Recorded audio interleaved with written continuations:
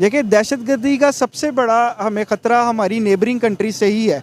आप अफ़गानिस्तान से हमें दहशतगर्दी का ख़तरा रहता है, ईरान से हमें बाज़ औक़ात इस तरह के प्रॉब्लम सुनने को मिल जाते हैं कि भाई उस एरिया से, बलूचिस्तान एरिया में जौन सी अंदर मुदाखलत हो रही है वो ईरानियन साइड से हो रही होती है।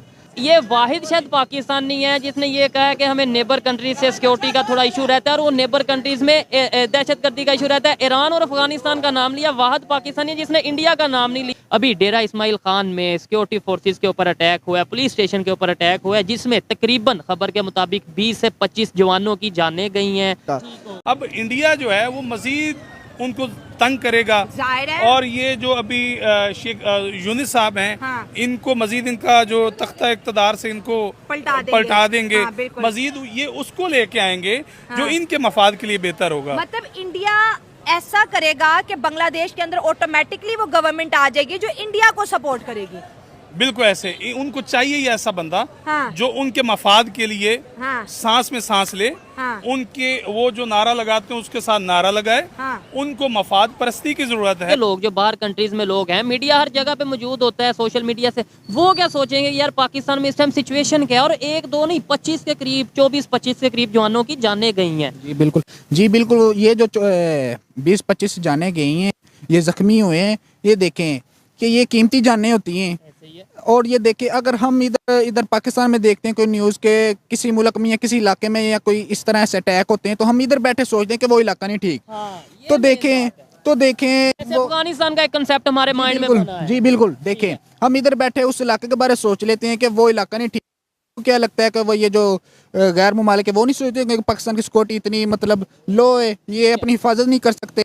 और देखें, ये तो एक ताना है ना कि ये एक पत्थर मारने वाली बात है कि एक जो हिफाजत करने वाला दायरा उसके ऊपर अटैक हो गया। और दूसरे नंबर पे हम फिर इल्जाम लगा देते हैं ऐसे ही, कभी इंडिया पे कि ये रॉक ने करवा दिया, कभी हम अफगानिस्तान की बात कर देते हैं। और अभी आपका खाना आ चुका है, इसलिए यहीं पे वाइंड अप करते हैं। आपको बताता चलूं कि ये जो अटैक है, ये जिम्मेदारी कबूल की है तहरीके जिहाद पाकिस्तान ने, मतलब जिहाद के नाम पे ये चीज़ हुई है। आप क्या कहते हैं, इस जिहाद को सपोर्ट करते हैं? नहीं, ये देखें, ये कोई जिहाद ऐसा नहीं कि जो इंसानियत की जान ले। कोई किसी किस्म का ये जो हमारा ये दीन ही नहीं इजाजत नहीं देता किसी की। ये है कि बड़े हमने इस तरह के केस देखे हैं इंटरनेशनल लेवल पे कि जिहाद के नाम पे कोई भी किसी का कुछ भी, जी मैं तो इस्लाम के नाम। जी ये कोई जिहाद नहीं, किसी किस्म का ये जिहाद नहीं, ना ही हमारे ये दीन ये देता है, ज़ेब देता है कि किसी इंसान किसी की मतलब इंसानियत खराब की जाए। एक इंसान की जान लेना गोया पूरी इंसानियत की ये जो ना कत्ल करना वो बराबर। एक और दूसरे नंबर पे बात ये जो बात है कि ऑर्गेनाइजेशन जो इस तरीके से इन नाम के साथ ये जो मर्जी अटैक करते हैं, जो मतलब इंडिया जिसका मर्जी नाम लेते हैं, जो मर्जी करे, ये हमारा अंदर का जो पाकिस्तान का अंदर का जो सिक्योरिटी मामला है ना वो फिट होना चाहिए भाई, कुछ भी नहीं होगा। लेट्स सपोज जो हम इल्जाम लगा देते हैं जी अफगानिस्तान ने, इंडिया ने या अमेरिका ने करवा दिया, एक इल्जाम फॉर एग्जांपल लगा देते हैं, भाई हमने अपनी सिक्योरिटी को बेहतर करना है, टाइट करनी है, बजाय इसके कि भाई ये उसने किया। और वो भी सिर्फ इल्जाम लगाते हैं, प्रैक्टिकली कोई मतलब ये कि सबूत नहीं आगे लेके आते हैं, इल्जाम लगा देते हैं। बांग्लादेश की रस्सियां खींची हैं, बिजली की सप्लाई कट होगी, टेक्सटाइल इंडस्ट्रीज उनकी बंद होगी, मोहम्मद यूनिस के खिलाफ लोग जैसे शेख हसीना के खिलाफ निकले थे उसके लिए निकल आए। क्या सबक हासिल होता है इन तमाम चीज़ों से कि कितनी बड़ी पावर है पड़ोसी? इंडिया तो इस वक्त वैसे इकोनॉमिक पावर है क्योंकि बहुत ग्रो कर रहा है, दुनिया मानती है, अब इसको? दुनिया मानती है अब उसको। ये सिस्टम यहाँ से स्टार्ट हुआ था कि जब बांग्लादेश पाकिस्तान से लैदा हुआ था, more than 93,000 of our soldiers surrendered and that too through the India, और इंडिया के थ्रू आए थे। और ये भी कहा जाता है कि इंडिया के जो सोल्जर्स हैं उन्होंने हमारे सोल्जर को समोसे खाने को दिए थे because they were so hungry that they did not have anything to eat. ये हिस्ट्री में है। इंडिया ने समोसे दिए थे हमारे सोल्जर्स को एज दे वर स्टार्विंग। ठीक है, बांग्लादेश में हुआ था, बांग्लादेश लैदा हुआ था, और वो जो भी जुल्म हुआ था बांग्लादेश पे, वहाँ पे रेप हुए थे around 10 million women, around 10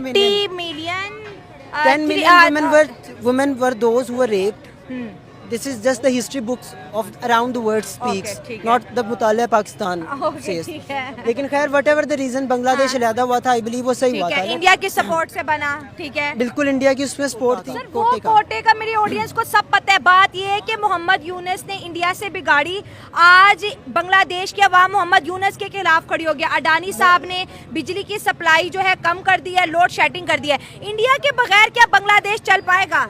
madam देखा जाए तो क्यों नहीं चल सकता? अगर ये रेवोल्यूशन है equivalence to the 17th century French revolution, तो बांग्लादेश क्यों नहीं चल सकता? हाँ। अगर वो it kind of replicate to the revolution that happened back in 1971, वो भी तो एक तरह की सर ये रेवोल्यूशन क्या रेवोल्यूशन है कि एक जो है पॉलिटिकल जो है क्राइसिस, इकोनॉमिकल क्राइसिस की तरफ शिफ्ट हो गए हैं और दोबारा से लोग, आज भी दो लोग के मरने की खबर है। आप ये देखें कि बांग्लादेशी जो अवाम है उसका मुतालबा क्या है। आप पहले उनका मुतालबा देखें, वो क्या कह रहे हैं? वो ये कह रहे हैं ना कि इलेक्शंस कराओ दोबारा।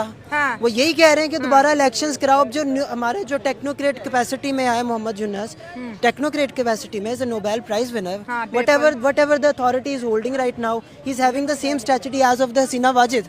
उसकी भी तो सेम स्ट्रेटजीज है।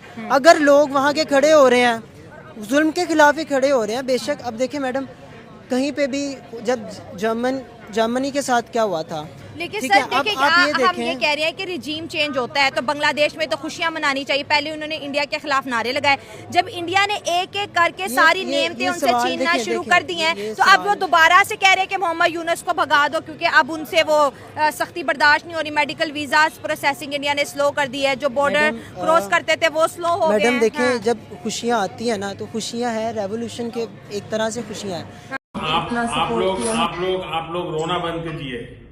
मेरे तक आवाज आ रही है।